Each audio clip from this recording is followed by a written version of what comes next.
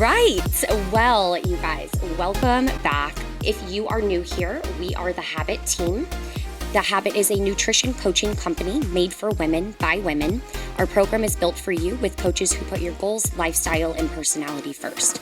If you want to learn more about us, head to the episode notes or go to thehabit.com. That's habit with a Y to either request more information or book your free discovery call. Hi, everyone. Coach Fairlane here, back for another mini pod today. And this time around, I want to talk about kind of a topic that I'm sure you've seen quite a bit in not just social media, but also in just the marketing world in the grocery store. And this is none other than high protein everything. Okay. So let's talk about this because this is something that is everywhere right now. And again, if you've walked into a grocery store lately, you probably noticed that everything nowadays is quote unquote high protein. Protein chips, protein cookies, protein cereal, protein pancakes, protein Pop-Tarts. Like what? Protein drinks from Starbucks and Dunkin' Donuts, protein water somehow. And I want to be very clear before we go any further. Protein is important, and I am not anti-protein. I'm actually very pro-protein, and if you are one of my clients, this is something that we talk about all the time. But what I am against is this marketing nonsense that we've been seeing. Because just because something says high protein on the front of the package does not mean it's actually doing anything meaningful for your body, your goals, or your muscle. So today, I want to help you stop guessing and give you a simple, no stress formula you can use in about 5 seconds when you look at a nutrition label to know if it is quote unquote high protein or not. You don't need an app, you don't need a calculator, you don't need any macro knowledge here other than this super simple formula. But before we talk about the labels, the marketing, the protein math, I do want to start with why protein matters so much in the first place and why you're seeing this, this kind of marketing that's happening nowadays. Because again, this is not necessarily a fitness trend by no means. Protein isn't important because Instagram says so. It's important because your body needs it to function well. Protein is responsible for building and maintaining muscle, supporting your metabolism, helping you recover from workouts, keeping you full and satisfied after meals, and protecting lean mass as you lose fat. And this part is especially important if you're a woman. As we get older, we naturally lose muscle if we're not intentionally about preserving it. And muscle isn't just about aesthetics too, right?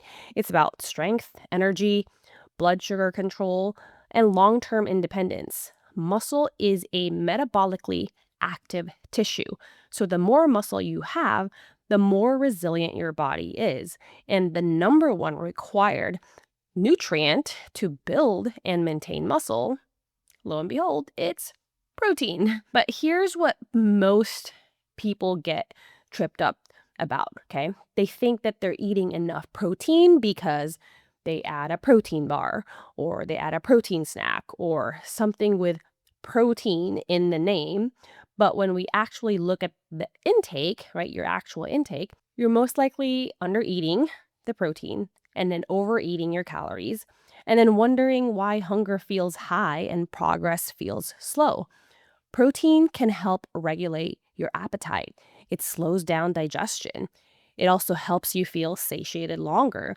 So when protein is low, it's not just about body composition issue, right? It's a hunger and consistency issue too. So this is why protein has become such a buzzword in the food industry. Companies know that people want to lose fat, to feel strong, to stay full, and to make better choices. So they market products as, again, quote unquote, high protein, even when the amount of protein is barely doing anything meaningful. And that's where the confusion starts. because not all protein labeled foods are actually protein forward foods. Note a difference, okay? So the problem that I'm seeing here with this high protein marketing is that, again, these companies know that protein sells. So people associate protein with, again, right, fat loss, muscle tone, being healthy, and feeling full. So brands, companies just slap this high protein logo or branding or words on the front of the package, knowing that most people will never flip it over and look at the nutrition label. But the truth is, a food being high protein is relative. Relative to what? Relative to calories. Because 6 grams of protein in a 300 calorie bar is not the same as 6 grams of protein in a 70 calorie yogurt. Same protein, but totally different value. So, why does this matter, right? This matters a lot if, obviously, you're trying to lose fat, you're also trying to maintain muscle, you're lifting weights, or if you're busy and relying on convenience foods. Because if you think you're eating high protein foods, but you're not actually getting enough protein per calorie, you end up under eating protein and overeating calories, feeling hungry sooner, and wondering why progress just feels harder than it should be. Does that sound familiar? Okay, so now we get to the actual formula that is going to help you determine real easy, real quick, what to look for when, these marketing nonsense is in front of your face. So here's the rule, okay? This is the only thing you need to remember when you're looking at a label and trying to figure out if it's, again, quote unquote, high protein. So you take the calories and you divide it by 10. That's it. The number should be close to the grams of protein, okay? I'll say that again. Calories divided by 10 equals the grams of protein. So if the protein is close or higher, that means the food itself is an actually protein forward food. And they actually used the high protein label correctly. So here is real life examples, because this is when I would say this is when it starts to really click instead of just me, babbling about numbers and formulas and division. So let's say you're holding a protein bar. You're looking at a protein bar, right? It has 200 calories and it has 20 grams of protein. So what you do is, again, 200 divided by 10 equals 20. That right there is solid. That's actually high protein. Now you grab another protein bar, and this one has 240 grams or 240 calories, but the protein is 10 grams. So what you do, again, 240 calories divided by 10 equals 24. Not even close. That candy bar is basically a candy bar in a wellness costume. Like it's not a high protein, or it's not a protein bar per se. So another example is yogurt, okay? Let's say yogurt A has 90 calories and the protein of 15 grams. So you take 90 calories divided by 10, that equals 9. Protein is higher than the number. That is a green light. That right there is a solid choice. Yogurt B, calories is 150 calories with that yogurt, and it has 6 grams of protein. So you take 150 divided by 10 equals 15. Protein is not even half of what you'd want. The marketing just got you right there. So now, what about whole foods, right? I think this works beautifully with whole foods as well. Chicken breast, Greek yogurt, eggs, cottage cheese, those all pass the protein forward, actual protein source. Now use that and compare it to protein pancakes or protein muffins or protein granola. Some are fine, I would say, but some are absolutely not. And this rule helps you spot the difference instantly. So here's another important disclaimer, okay? This rule is not saying every food needs to be high protein.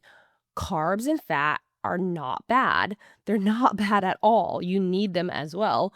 Or you can never eat fun foods, right? It's more of a filter, not a food rule. It helps you decide, is this actually a protein source, or is this a carb or fat that just happens to have a little protein in it? And that awareness alone can change everything. Now, why is this so empowering? Okay. Why? Because this puts you back in control. You don't need influencer recommendations or fancy labels or viral grocery hauls. You just need basic awareness, because when protein is a priority, hunger is easier to manage, muscle is easier to maintain, and your body responds well with training. And to close this out, and the final takeaway here is, and again, something that I want you to remember, obviously, the formula that we talked about. And next time you're shopping or something says high protein on the front, flip it over, calories divided by 10. Compare it to the protein grams. If it lines up, awesome. If it doesn't, now you know, and you move on. Or maybe you still make that decision of having it because it's something that you truly enjoy. There's nothing wrong with that also, but know the difference between an item that's marketed as high protein and actually a food that has more carb and more fat and just a little bit of protein, okay? If this episode helped you, make sure to save it and make sure to re-listen to it, because I think this is almost like a nice little macro tip hack or whatever you want to call it, and share it with a friend, who loves protein cookies, so and so, or getting a protein drink from Starbucks, so that they can have some built-in awareness as well. And maybe even asking the question of, why am I still starving? Because your protein drink that you get from Starbucks barely has any protein.